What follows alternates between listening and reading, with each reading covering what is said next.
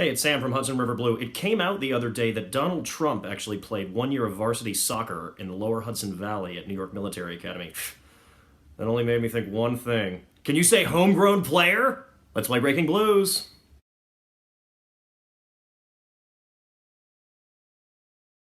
Last Friday's friendly match against Florida Gulf Coast University down in Florida, along with Patrick Vieiras' post-game comments, basically confirms that New York City, if it has its druthers, will be working out of a 4-3-3 formational setup this year. Now, this is a bit of a departure from what we saw last year. Jason Kreis was known for his 4-4-2 diamond midfield that ended up not happening with New York City. What we saw more of was a basic 4-2-3-1, 4-5-1, depending on how you want to look at it. By the second half of the year, we were mostly seeing David Villa as a lone striker, and the guy right behind him would either be Kwadwo Poku or Frank Lampard. This emphasis on width with the 4-3-3 will be definitely something to watch this year, and I think it's very encouraging. Now, what you can't do is arbitrarily throw out formations and tactics with no regard to your personnel. What we saw last year is basically Ned Grabavoy playing left wing, which is absolutely laughable and makes me want to throw up. And we had Mix Diskerud on the right wing, which also is laughable and makes me want to throw up. Neither of those guys were well suited to play incredibly wide. It just so happened that they had a lot of stamina.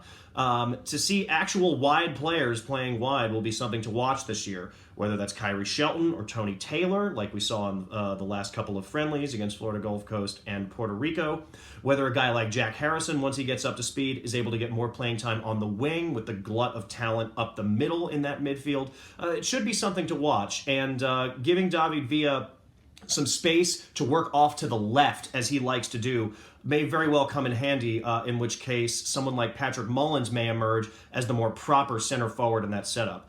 In this case, he's got the right pieces, and the 4-3-3 should be something to watch for New York City this year.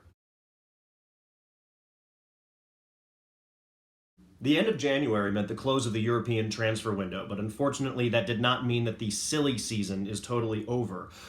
Only this week were we able to put to rest the absolutely ridiculous, absurd, downright irresponsible rumors of former Spanish national team and Real Madrid goalkeeper Iker Casillas potentially making a summertime 2016 move to New York City. Now, it's ridiculous for a couple of reasons. The salary limitations of MLS and the fact that New York City has no free DP slots available would seem to preclude the thing in the first place. But really, there's a much more simple answer as to why this doesn't make any sense. Iker Casillas isn't even good. Seriously, when was the last time Iker Casillas was good?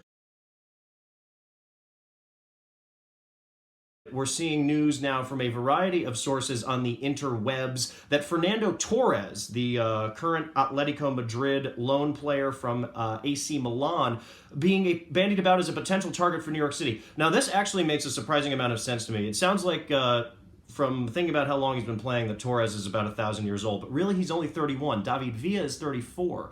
This is the kind of guy in Torres who could absolutely dump goals in MLS. And if you think about a guy like Frank Lampard, a guy like Andrea Pirlo getting up there in the years, if they do in fact leave New York City and or retire at the end of this season, Torres would make a hell of a lot of sense to bolster Patrick Vieira's attacking numbers to replace one of those guys, Lampard or Villa, as a third New York City DP. I think this is smart money, however you can get him. He's another guy who will put asses in seats at Yankee Stadium. As we've seen the way CFG is running this club, that's a consideration they weigh very, very heavily. So I'm happy to have these Casillas rumors out of the way, and the Fernando Torres thing, maybe it'll be on the back burner for a while until the end of this season, but something to think about on the horizon.